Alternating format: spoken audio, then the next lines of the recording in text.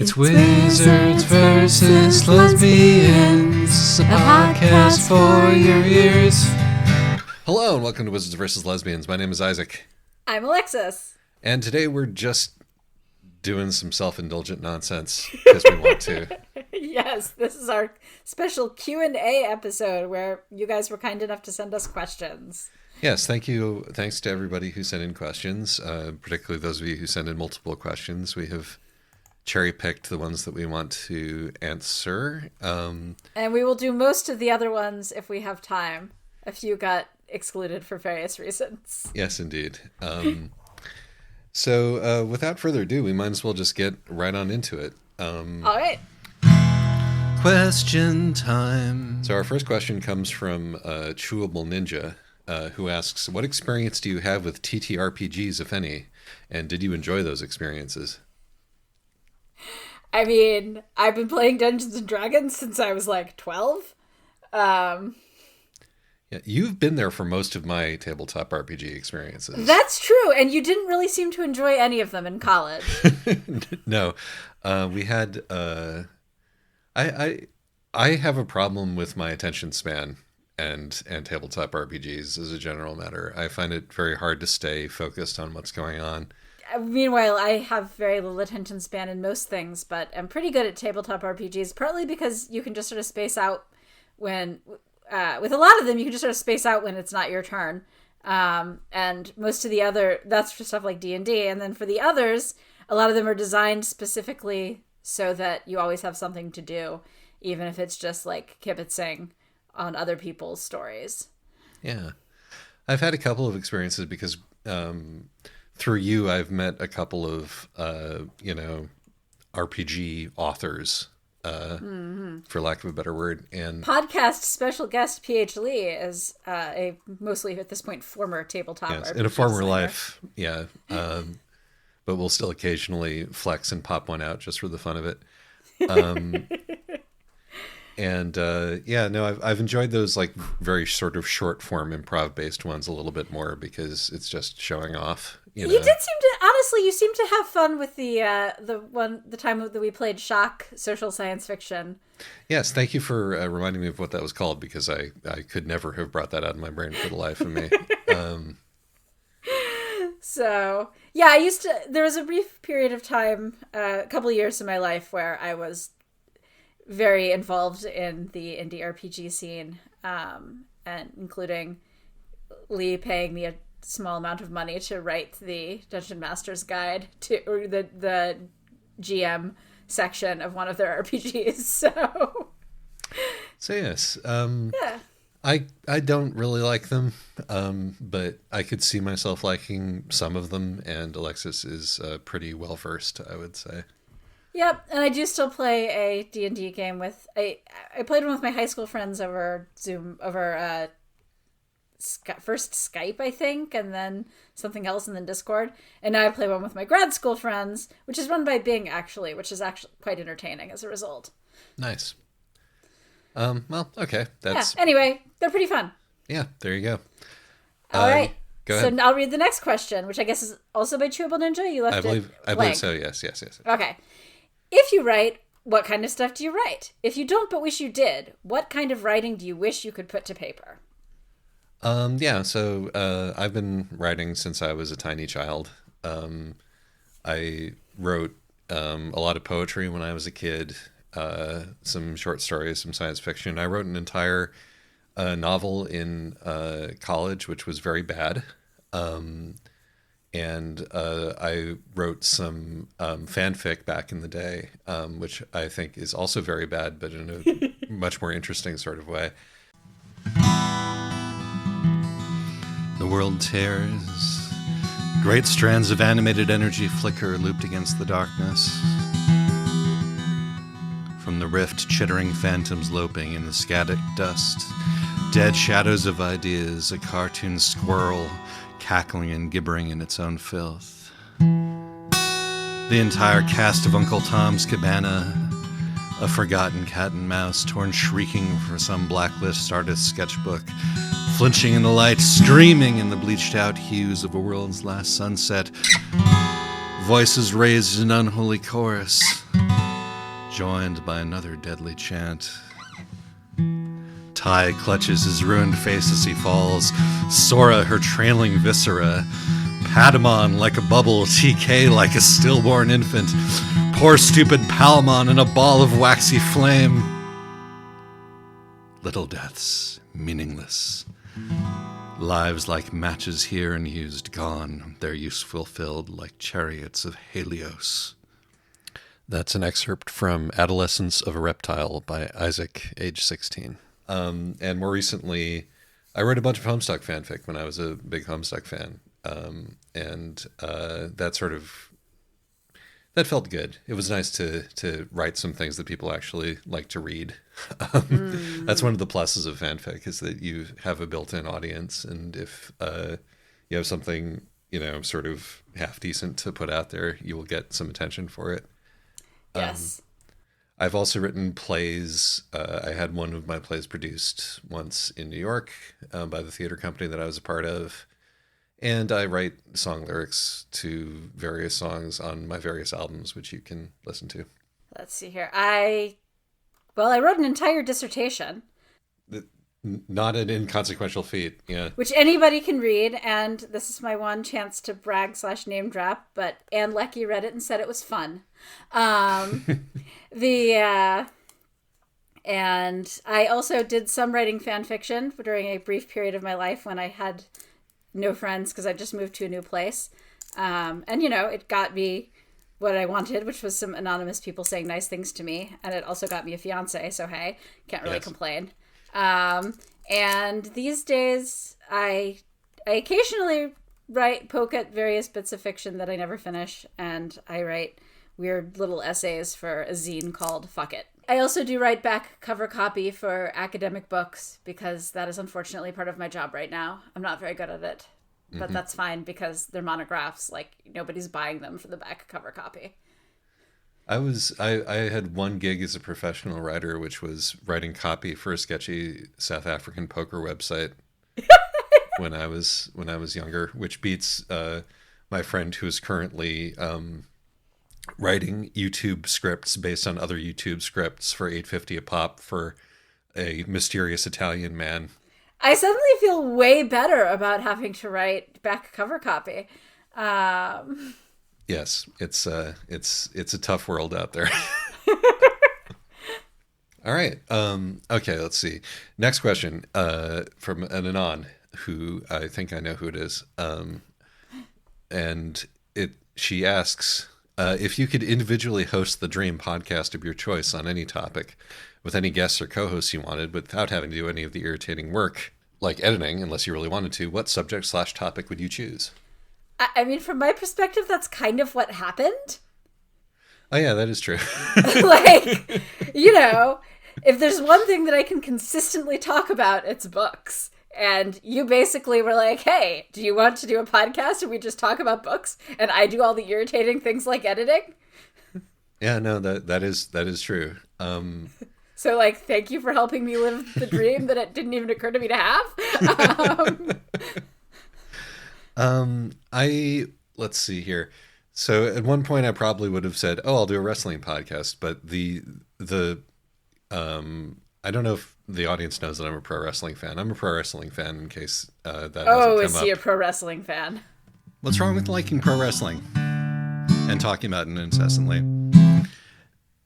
Anyway, this seems as good a time as any to mention that we had a lot of questions that we didn't get to, like this one from Saya about what the male version of Wizards versus Lesbians would be.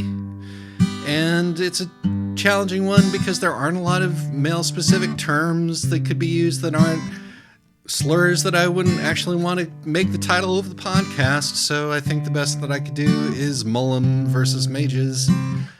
And that's still not very good. Please don't send in your own suggestions.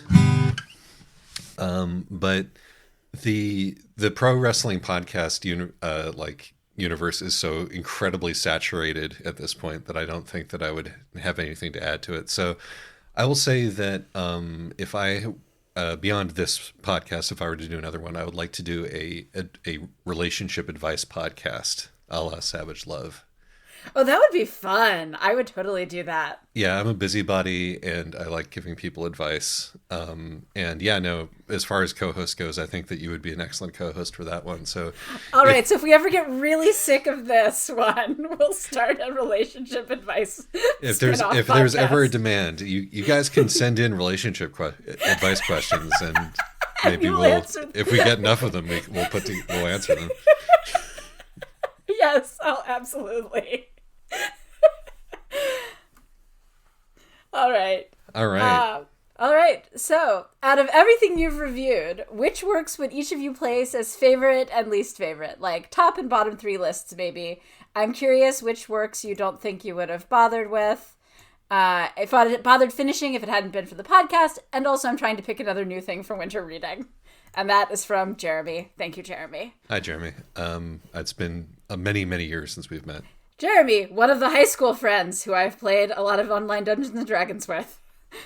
So I guess I'll go first. I would say, like, as far as, like, books, like, these are good books. By this, I think I was trying to invoke the concept of literary merit. Divine Endurance, Amatka, The Nightbird's Feather are probably my top 3. Let's throw The Deepwater Bride in there, too, if we're counting short fiction. It's possibly my favorite reading experience so far. And if I were to include, like, sentimental favorites, I would put Light from Uncommon Stars and The Dyke and the Dybbuk in there. And I should also mention The Breath of the Sun, I think. That one was good. That's like a really good piece of literature. As far as the 3 that I had the worst time with, I'm going to sort of bracket the Renunciate books because, those we went into those knowing that they were awful and that we were doing them for a reason, and they were interesting. Except the 3rd one. I really regret having read the 3rd one, but at least it was short. The 3 of books that I've had the most problems with are The Book Eaters, obviously, Battle of the Linguist Mages, and Last Exit, which is not nearly as bad as the other 2, but is more annoying than the other 2. So I'm trying to think. I mean, like, so taking out things that were already my favorites before I did the podcast, like Nine Fox Gambit and The Last Unicorn and things like that. I think things that I read for the podcast, which many of these I probably would have read anyway, but that, I think The Space Between Worlds. And, I'm glad to hear that one mentioned, yeah. And Blackwater Sister. And, I would say She Who Became the Sun, but I was going to read that regardless. So we'll also put in, since you already said The Breath of the Sun, I won't say that one. I'll say The Ruthless Lady's Guide to Wizardry. Oh, I'm surprised to hear that one. Well, the thing is, I just looking at the title and the cover, I was like, this doesn't seem like the sort of thing I'd enjoy. And then it turned out to actually be really fun. Yeah, it was a lot better than I was anticipating it being. Right, exactly. So that's the sort of book that, would have been on my radar and I would have never actually bothered to pick up if, Liara hadn't been like, no, seriously, this could be a good podcast book. In terms of worst books or books that I had the most problems with, I'm going to say Among Thieves, because it wasn't very good. And then I just read the sequel weekend before last, I think, and it was even worse. Well, that's just your own fault, surely. I know, but it was just really boring, and all the interesting bits that were in the first book were completely abandoned for the second book. No. Obviously, Sappho's Bar and Grill. Yes. Absolutely, Sappho's Bar and Grill. And I think I keep my exoskeletons to myself, which I picked up, was like, oh, this is going to be depressing, and then was depressing all the way through. Agreed. With Sappho and exoskeletons, at least they were fun to tear apart for me. That's absolutely true. And I mean, for me, at least with Battle of the Linguist Mages, it was really hilarious having read it, watching you sort of react to it over the course of your reading it. Also, it didn't make my list, but I want to give a shout out to Uncommon Charm, which I have a great deal of fondness for.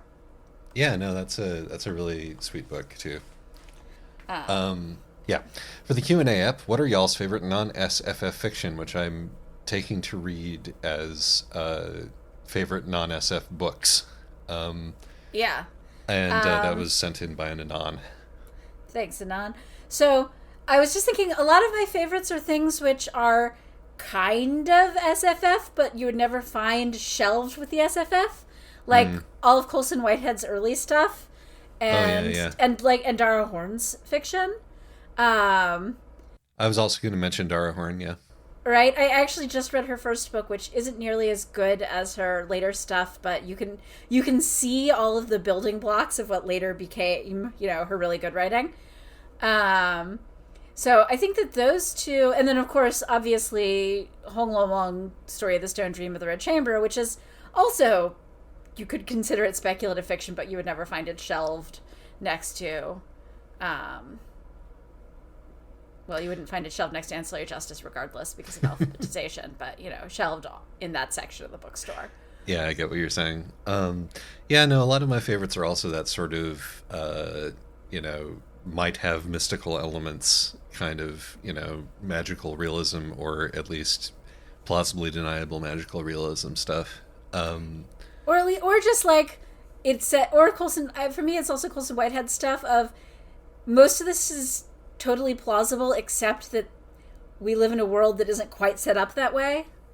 Where like elevators just don't have that same kind of cultural importance for us. Right. Alternative present sort of fiction. As it were. I would say I didn't think about Colson Whitehead, but I definitely have a lot of affection for his first 3 books, particularly. I want to mention, and you mentioned Dara Horn. The World to Come is an amazing book.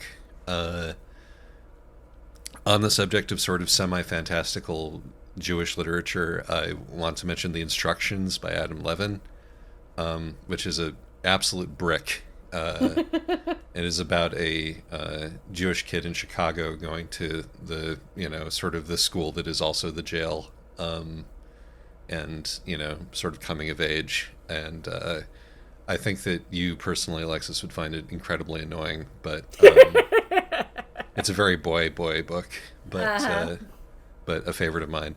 And I'm one of those tiresome Nabokov people, also, to nobody's great surprise. Not in the slightest. I will also give a shout out to the, East Asian fiction in English translation that I acquire. Indeed. All right. Let's see here. Your turn to ask the question, I think. Yeah. So for Isaac, could you talk about any parallels or subversions you see in what we currently know of the relationship between Chris and their Azrael Ralse, and the relationship between Kara and their Azrael? Is this an Undertale thing? This is an Undertale thing, yes. Okay, cool. Well spotted. So I think that this is a real interesting one. One of the reasons why Deltarune is the only piece of nerd property that I'm actually really following hard, and very impatient for Toby to put out the next couple of chapters of, is because I feel like it is full of dire implications.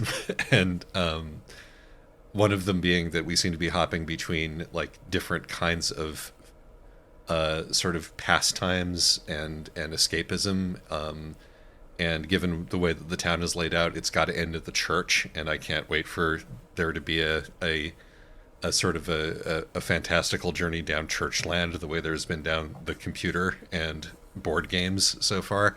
But also, there's some weird incest vibes going on, aren't there, between Chris and Azrael? or slash Ralsei, because depending on who Ralsei actually is, whether he is Asriel's sort of atavistic projection because he doesn't want to grow up and he wants to be in college, or whether he's Chris's atavistic projection of his brother, there's certainly a lot of flirtation going on there. And I'm sorry I keep using male pronouns for Chris. I know that's not correct, but yeah, no. I think that there's a palpable sort of eroticism to the relationship between original recipe Kara and Asriel, which belies their age. And this may be, again, because I'm an Nabokov fan, but there is a similar thing going on with the other one, and that's going to become increasingly uncomfortable the more overt it becomes, and the more that this sort of puzzle is poured out. And I'm really interested to see just how like bizarre and sort of adult and uncomfortable these themes become as the series goes on, or whether he veers away from it, and he being Toby. So that's my answer to that question. Thank you for your patience, Alexis. No, I didn't really understand it, but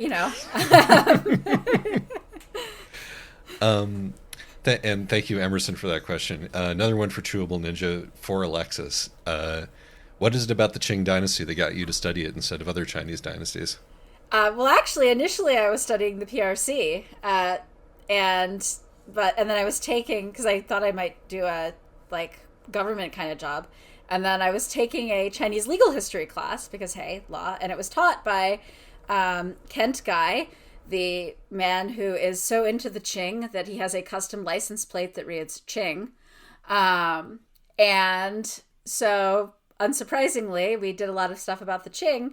And at the same time, I was reading Hong Lo Meng, Dream of the Red Chamber, which is set in the Qing. And I ended up writing one of my papers on what would have happened to this one magistrate, who's a really minor character in the original book. And that somehow turned into graduate school applications, which then turned into a dissertation on magistrates in the Qing dynasty. I stuck with the Qing also because there's so many, it has much better documentation than the Ming, particularly for if you're interested in legal cases, which I was. So, if you want to read pre-modern murder cases in exhaustive documentation, the Qing is a great dynasty to study.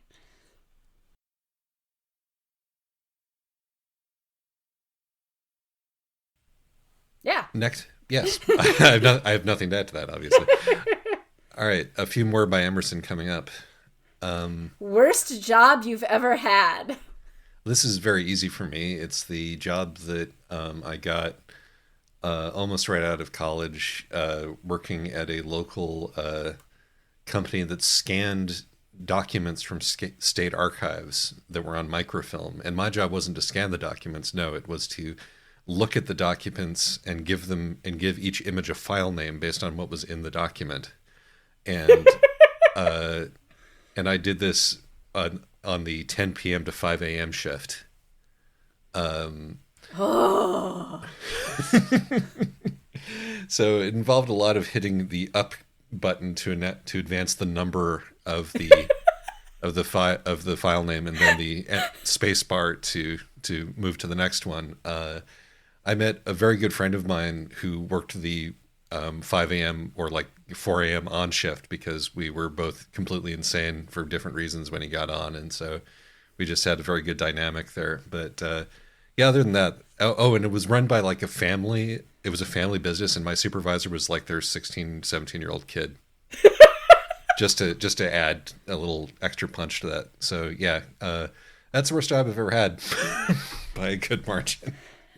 Yeah, I was going to say the worst job I ever had was the ice cream store where the owner disapproved of eating unhealthy foods and thus wouldn't give us a discount.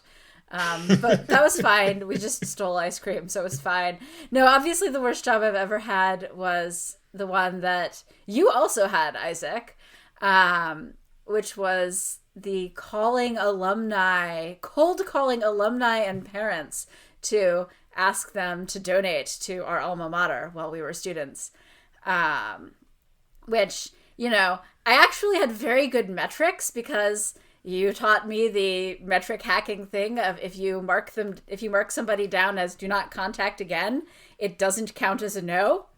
So I had remarkably good metrics, but I knew they were going to catch me eventually. And also I found this job just utterly emotionally and mentally exhausting.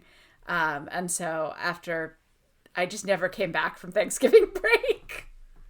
That is also definitely down there for me, but I kind of treasure that job in retrospect, both because a lot of the people who had that job were living completely different lives and on completely different tracks than I was. So like I got to listen to the econ majors talk about what they were going to do when they got their 6-figure finance jobs right out of college.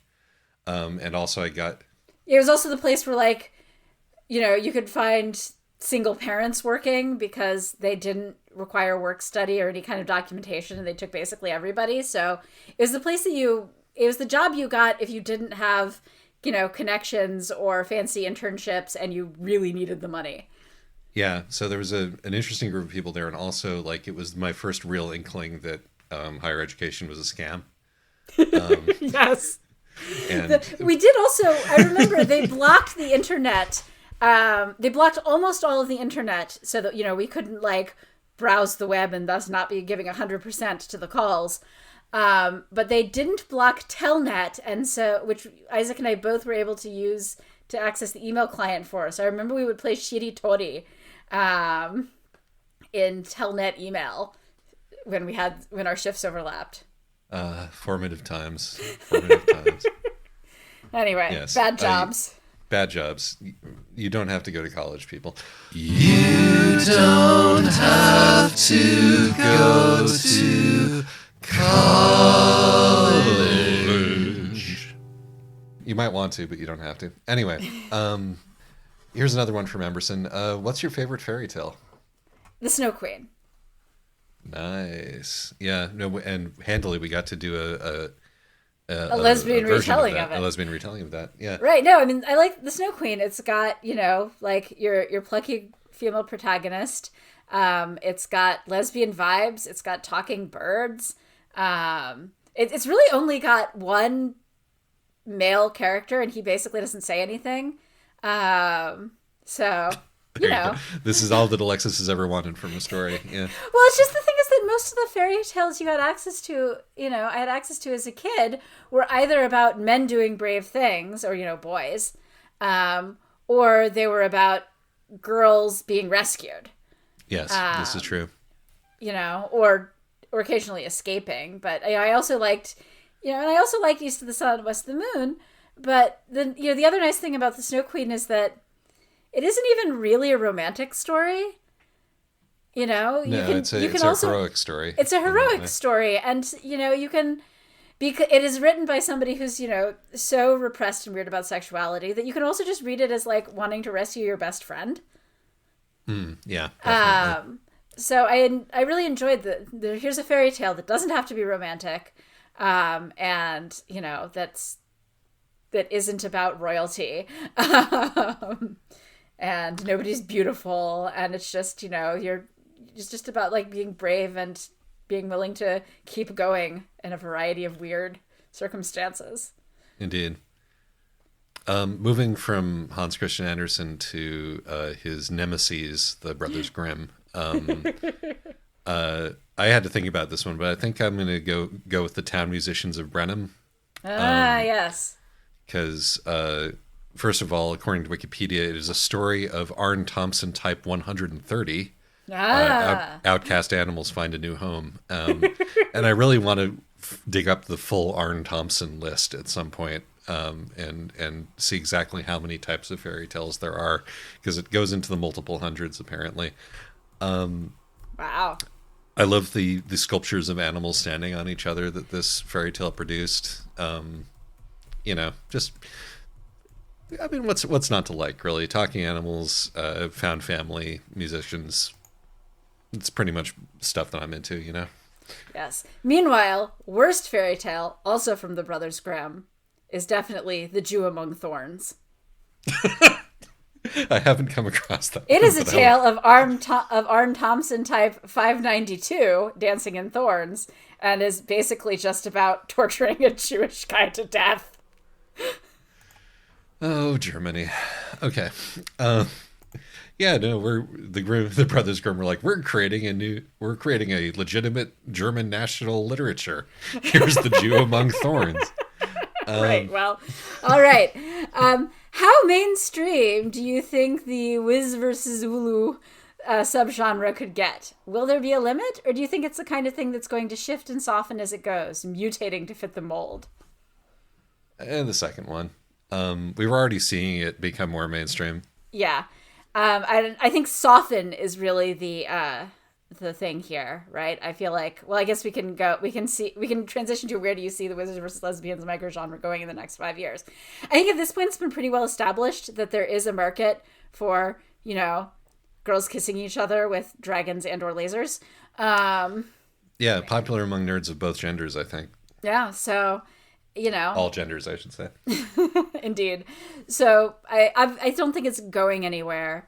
I think that probably there is going to be, and we're already starting to see this, more queer books more like queer science fiction and fantasy that isn't, Ulu, sapphic, whatever.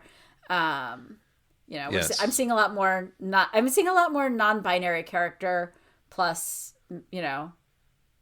binary male or female. There is that. I think that there's probably also movement along the sort of short story that we read, where the being gay isn't enough to be revolutionary. You have to be a throuple, or you have to be poly in some other way.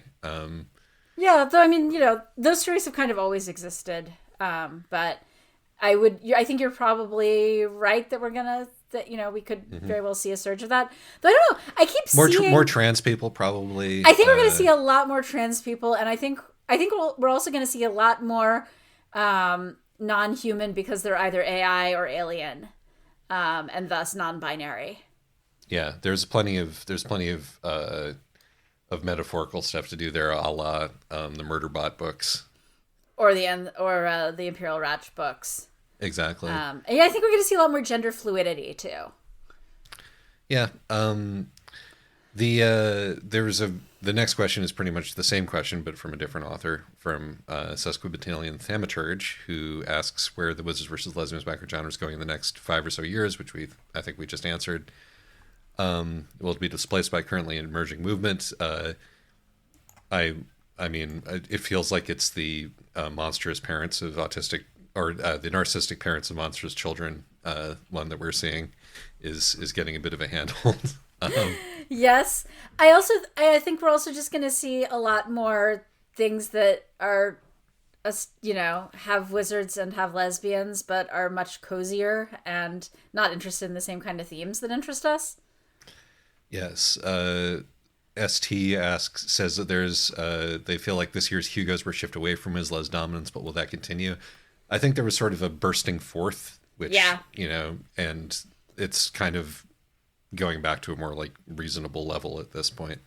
Yep. And I think, that was also partially reaction against the, sad puppies thing, which will hopefully not be as much of a, current concern going forward. Yeah, I think it's also just that we happen to have, and this may have to do with Clarion classes or something, but we happen to just have several, a handful of extremely talented writers making their debuts all within like a 5-year period. And so I think that that's part of why we saw the burst, is that just happened, Now part of that is, Clarion classes being more interested in authors who want to write this sort of thing. And part of this is, editors being, feeling like suddenly they can acquire this sort of thing, giving said talented writers a chance to actually get their book deals. But, I think that it's also just that happened to be when we got or maybe it's Homestuck, honestly. Maybe, because they're all Homestucks, actually. I didn't say it. I know. So it's not my fault that it was said. It's my fault. Yep. But I actually, speaking from a history of the genre. Yeah, and it's like, I mean, if we're gonna go there, Homestuck was also not the webcomic that invented, suddenly everybody's gay. It sort of happened organically all across the webcomic sphere at the same time, at around 2010, 2011, when suddenly every webcomic that you read had either a gay character or women come out as gay. And when I say gay, I mean lesbian specifically. Yeah. And that just I think there was something in the water. Yeah. All right. Okay. All right. Which Wizlas setting would you most like to visit? Which would you be most likely to survive? I think I know who wrote this one. Okay. So could you answer this one first? I think I forgot to think about this one before we started. I'm gonna look back through right. the list here. I will note that one of the things I remember when I was reading the Hexarkit books is going, wow, it's really fun to read something that's got such a fascinating setting that I love thinking about and would absolutely never want to visit, and could absolutely not survive. I know I remember taking the promotional which Hexarkit house would you get, or not house, but faction would you get sorted into, and I got Liege, so I'm definitely not surviving. But I love house there. What a wonderful little Freudian slip. I know. I mean, in terms of visit, I think the Teixcalonli universe would be really cool. I mean, unfortunately, the answer to both is probably Teixcalan. Right. Like, you're probably going to survive Teixcalan. And, it sounds it seems like it's actually got a lot of cool things to do as a tourist. Yeah, that's one of those books that had a lot of really good food descriptions, but is going to, definitely sway me on this one. And it's a more sort of liberal, empire.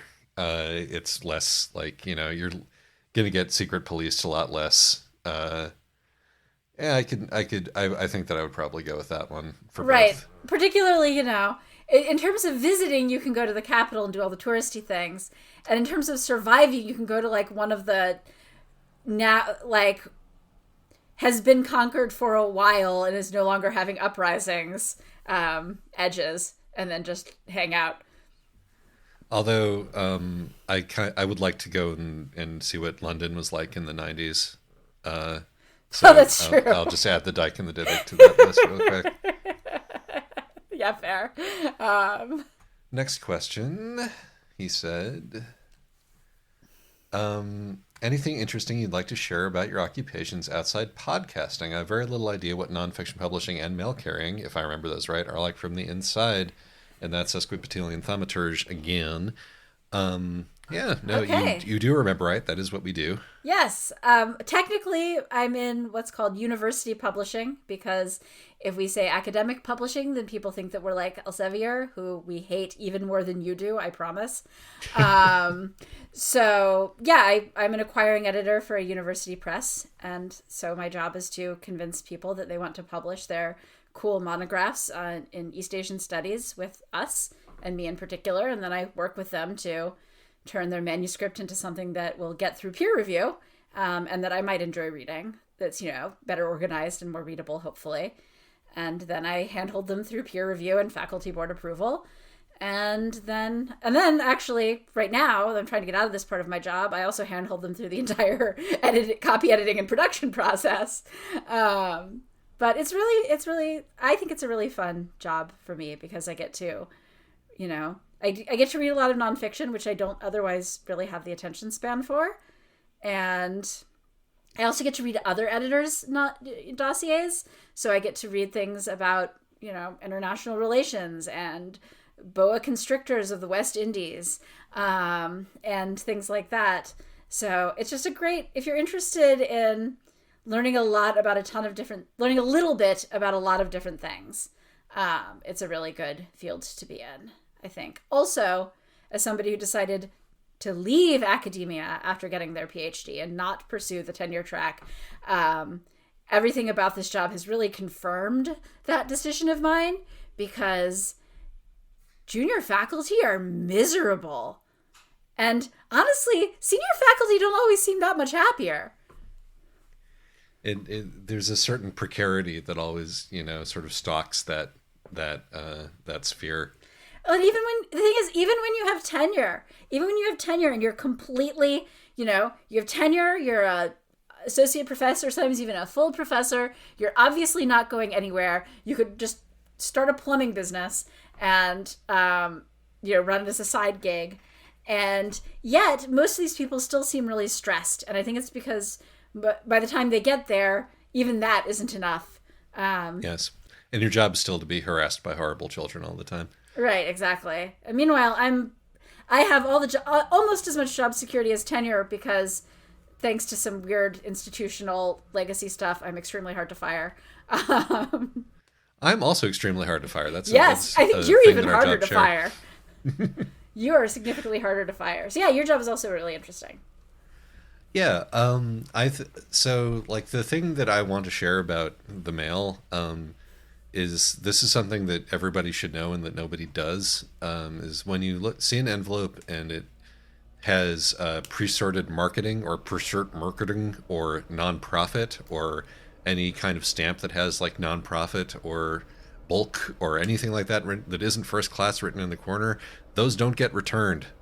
If you leave those out and say return to sender, they go directly into the recycling. You might as well put them in the recycling yourself. That is what is called fourth class mail. It is the cheapest way to send something. They don't care if it gets to you. They never update their mailing lists. They won't update their mailing lists. If you put those things out, they'll just keep coming. They'll keep getting printed. You have to contact these people directly if you want to be taken off their mailing lists. That being said, I'm a real fan of my job, the actual doing of my job, because it is outdoors, and it is good for the kind of brain that likes to put the right thing in the right little hole, which is the kind of thing that my brain likes. In sorting and map making and optimizing. That's a lovely thing to do. However, for the first 4 years that I did this job, I was working 60-hour weeks more often than not, and that is, I think, probably the other thing that people should know about this job, is that it is extraordinarily and has been underfunded, underpaid, undermaintenanced, understaffed. So be kind to your mail carrier because they're often trying to do their job under very difficult circumstances. And things may be getting better, but they may not. But also, it has offered me some really interesting insights into what working for the government and what working for a union is like. Here's another thing about the mail. We don't get federal funding. It's all self-funding, but we're still government employees, so we're still treated as if we were federal employees. And the federal government is the only people who still believe in micromanagement and data-driven micromanagement. And they would implant tracking microchips in our bodies if they could get away with it. So you have to deal with a lot of that kind of bullshit that is passed down from so far on high that nobody who's there actually believes that it works, but they still have to enforce it. So based on reading the Ask a Manager column, I can say that the federal government are not the only people who still do this, because occasionally people write in with things like, I got caught using a mouse jiggler because a lot of my work involves reading things that aren't on the computer, and yet I get punished if I'm not moving my mouse once every 5 minutes. Yeah, I should point out that there has been a resurgence in this kind of stuff that is being pushed by the tech priesthood.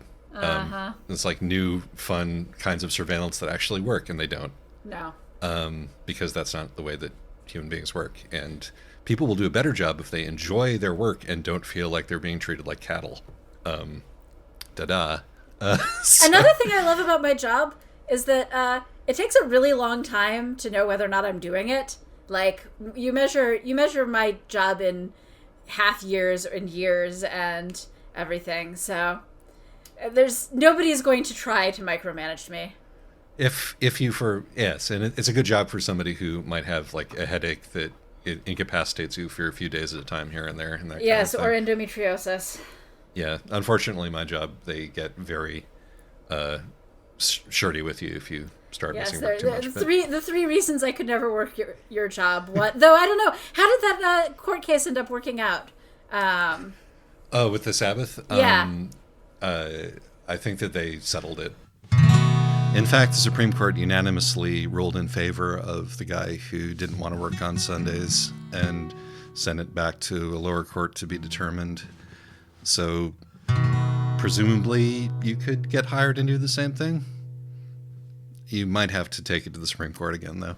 Okay, so the two reasons I could never end up working your job. One is the whole chronic illness thing, the multiple chronic illnesses thing. And the other is the fact that I still don't have a driver's license. Yeah, no, you do have to drive, unfortunately. All right, so I think that... the other thing that I was going to say, though, on my way there is that it gives you a lot of insight into union culture and into government culture, and if you happen to, like, romanticize bureaucracy or romanticize unions, it's a great cure for all of that, because... Also, a lot of veterans work for the post office, so I've been exposed to various kinds of military culture, the most notable which is their habit of talking to each other between toilet stalls while actively shitting. Don't get me wrong, unions are great, and I love my union, but they're not a cure-all. Are you saying that your heart no longer feels stirred when you listen to the union songs playlist I made you? I think by the time you sent that to me, it was too late, unfortunately. Yeah. Well, I originally made that for Steffi when she got drafted into the TA union, so. Indeed.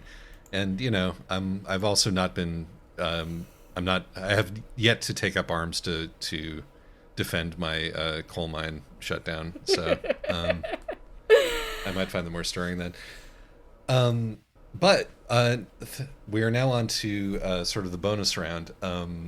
It's time for Fuck, Marry, Kill. And Anon has sent us some Fuck, Marry, Kill, which is lovely. I'm glad that somebody did that. A real classic thing to go. I know. I was wondering if somebody would, and somebody not only did, but they sent us a bunch. So yes. The first one is lesbians, Sorwe, Gideon, Mahit. Okay, so I would you always have to sort of. I will hear. I've got it for these three. Absolutely. Okay, so you kill Gideon because that's what she wants. Yes. And you marry Sorwe because if you marry Mahit, you're going to almost certainly find yourself the target of a political assassination. Yeah. No, actually, that seems incontrovertible to me, honestly. I agree with you there. Moving on to ruthless queers,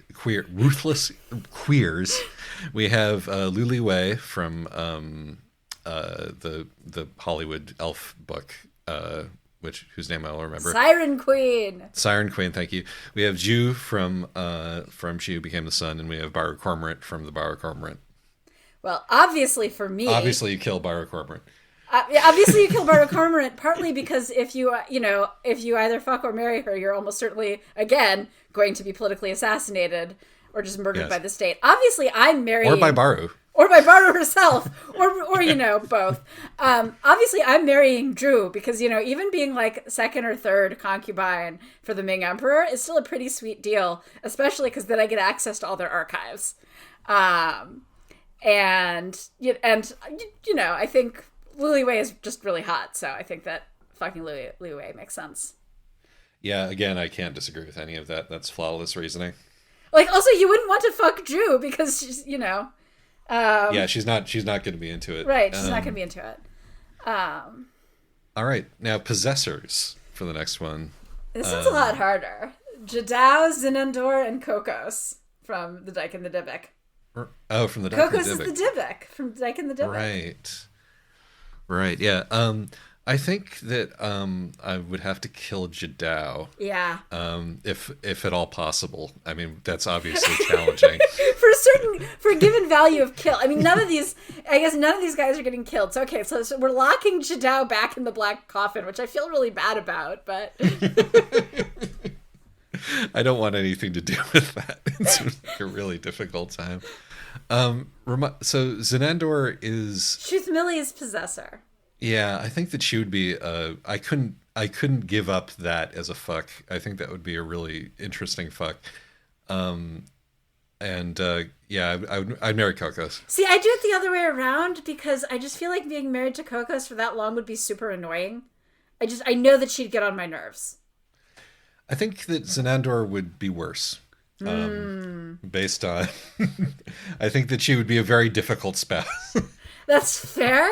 I think if I were to say to Kokos, like, go out, do whatever you want with whoever you want, I'll be at home, that would be fine. But I think Zenandor would want to get into some strange codependent, like, who's afraid of Virginia Woolf shit with me. And no, you make a compelling argument. I agree with you there. Not that we need to agree on all of these, but still, I'm convinced. Yes. Frenemies: Talaceris, Ianthe, Zanj. Well, I would kill Zanj, because I don't think I would survive either the sex or the marriage. Now, out of these two, I gotta... Jesus, who would annoy me more? I think I have to marry Ianthe and fuck Talaceres. Yeah, wow. I'm not happy about that. See, okay, I would kill Ianthe because I can't imagine that having sex with her or being married to her would be any fun at all. And I feel like, okay, fuck Zanj because you can probably survive a one night stand with Zanj. And marrying Talaceres because you've got the I could definitely see having like a friendly political marriage with Talaceres, at the end of the Thousand Eyes. I will just say that I have a thing for people who can be quite mean and leave it at that. They can all be quite mean, but the thing is that Ianthe isn't even like that mean. She's just sad. Yeah. But somebody who's mean but kind of sad, but that's doing stuff. Okay, that is some interesting insight into you that I'm not sure how I feel about. It's let's move swiftly on. Moving swiftly on. Couples, you'd be their third. Red and Blue, Mahit and Three Seagrass, the Duke and Miss Maylies Mitchellmore. Oh, well, sign me up for Mahit and Three Seagrass immediately, of course. To marry or to fuck? To marry. Okay. I want to live with Three Seagrass for the rest of my life. That's fair. Between the two of them, you can probably get some political cover. Yes. Red and Blue, I think that would be truly a night for the ages. Yeah. If you survive it. I'm afraid that I think the Duke and Miss Mitchellmore are dead just by default for being the least interesting option here. Yeah, though I had to say I kind of went back and forth with the, I think probably you do actually want to marry Mahit and Three Seagrass because I think having a one night stand with them would not be particularly fun because you just get caught up in, and this is also the problem with marrying them, is that you just know that you're going to be, the field on which they play out all of their relative like cultural and imperial insecurities. That would, yeah, no, I can see that. But at least that would be interesting. And like over the course, I think that would make for a really uncomfortable one night stand, but could at least make for an interesting marriage. Exactly. I agree completely. And I agree with you about Red and Blue being the night for the ages, obviously. Again, if you survive. And then I thank you, person who submitted this, for saying author's joke, the author is already dead. Yes. I cannot imagine doing another one. All right. So I think we got a little bit more time left. Let's do a bonus round. Let's each pick a question that we haven't done yet from the questions list. Okay. All right, I will answer the extremely silly one about taking the opportunity to assign Takes Kalanli names to other podcast favorites. I thought that you might. Right. I don't actually have any. Like, I haven't prepped any, so I don't actually have any. But, the original questions was somebody sharing their headcanons about what the, the 9 houses, the Locked Tomb characters would have. And that's actually pretty simple because clearly all of them, it's going to be a multiple of their house number. And, you know, and that's true. Yes. There's going to be almost no plants. And so it's going to be almost entirely tools and natural phenomena. I do not think that Gideon, you know, would be 69, whatever it was. I think given how much they hate, and I also think that, you know, probably the lower the number, because in the Takes Kalon, the lower numbers are fashionable. So clearly the lower the number, the higher status you are inside your house. So Gideon is going to be like 81 or, you know, 100 or, you know, 1800 or something. Snow Leak, because that would make her miserable. Solid. Yeah. No. But yeah, no. I think that you're right to go for the numerology, rhyming there. It's really interesting how many things that we've actually read where numerology is really important, and that interestingly that there's both the Takes Kalon books and the Locked Tomb books have numerological names being really important. Yeah, you could fold the Machineries of Empire in there pretty easily. I think you could. The it's just Deuce not of Clubs and all of that. Right, exactly. Yeah, with their signifiers. So like, yes, yeah. I mean, Jadau's Takes Kalonly name would clearly be like 2 cogwheel. Yeah, exactly. And again, as you mentioned before, I think that Homestuck can be blamed for much of this, or at least is part of the I don't think you can blame emergent Homestuck. phenomenon. I don't think you can blame Homestuck necessarily for the stuff going on in the Machineries of Empire. Yes. Which I think is more influenced by a combination of, you know, of tarot and the ridiculous amount of numerology in like East Asian fortune telling practices. So. All right. I'll do favorite childhood video games just because, you know, it's fun for me. Yes. That's also fun. Yeah, we can both do that one. Yeah. So, favorite childhood video game. This is Emerson's question. I think so. I was a huge fan of the Quintet 16-bit RPGs. So that's particularly Illusion of Gaia and later Terranigma. Although Terranigma wasn't actually out when I was a kid because it never made it outside of Europe and Japan. But it's real good.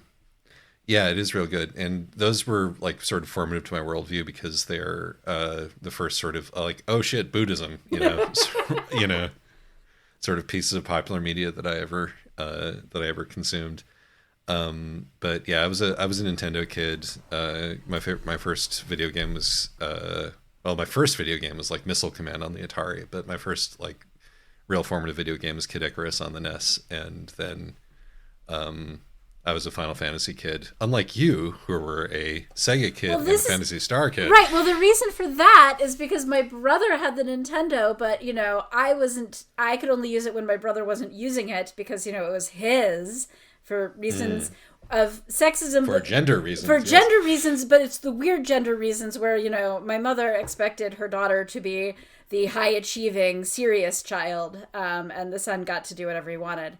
Right. So... And well, that worked out great for everybody, didn't it? You know, but then the Sega, my mom bartered something like an old piece of electronics that we weren't using anymore to somebody for the Sega Genesis. And because it was a, you know, family held property, the Sega then became family held property. So I was actually allowed to rent video games and play video games on it. And so my first RPG was Phantasy Star 4, and I am still have a deep and abiding fondness for the entire Phantasy Star series. The 4 is still my favorite. And in fact, I have a full-sized, a gigantic, like, queen-sized crocheted quilt of all the sprites of the Phantasy Star 4 characters, crocheted by Jeremy. So thank you for that, Jeremy. It's really cool. Mm-hmm. All right. Yeah, I think that covers that. Shout out also to the Marathon games, which were my first person shooters because I was on Apple and pretty much the last ones that I ever cared about. Also, shout out to Oregon Trail. I mean, who wouldn't? I gotta tell you, it hits different when you're in Oregon as a kid playing Oregon Trail. I can imagine. I actually played it in Alaska, which is yet another weird feeling. Same kind of idea. Yes, sort of. Except that nobody was taking the wagon trails to Alaska in quite the same way. They would all be dead. Yes. All right. So I think that's sort of probably a good place to leave it. Yeah. Thank you again for everybody for sending in questions. This was a lot of fun. I think that my major takeaway from this is that we are going to pivot to being a relationship advice podcast. Obviously. Yeah. So send in your book recommendations and relationship questions. Yes, exactly. We'll come up with a name for it that encompasses both. I mean, we could just come up with some sort of weird gender essentialist, relationship analytical model involving, well, there's two types of people in a relationship: the wizard and the lesbian. It's a men are from Mars, women are from Venus, from the queer, for the new queer generation. It writes itself. I think that there's a lot of money in this, and I'm excited to see where it goes. All right, so until next... yes. I would say there's the bonus of Epic of Gilgamesh versus Journey to the West fight. Oh, Journey to the West, obviously? I was going to vote for Epic of Gilgamesh. Oh, really? Why is that? It's shorter. That's right, by our own rules. By our own rules. The thing is, in terms of spin-off properties, Journey to the West wins. Because Journey to the West has gotten some great spin-off media. But I think Epic of Gilgamesh is actually underrated. Yes, there are fewer operas based on the Epic of Gilgamesh. But there is a Momus song based on it. But there's a Momus song based on absolutely everything. Which I guess I'll go ahead and... you can link that to it when you post the episode. I misremembered it. He doesn't actually have a full song about the Epic of Gilgamesh. But he does make a minor mention of it in the minor track Trans-Siberian Express, which is one of those tunes where he makes a beat and then proceeds to gently lisp over it in a vaguely hip-hop inflected way in his gentle British accent. Like this. Yep. All right. I will see you guys later. We will see you guys later in the new year. Yes. And I hope everybody has a happy and healthy 2024. Oh yes. Let's hope. All right. Bye-bye. Bye.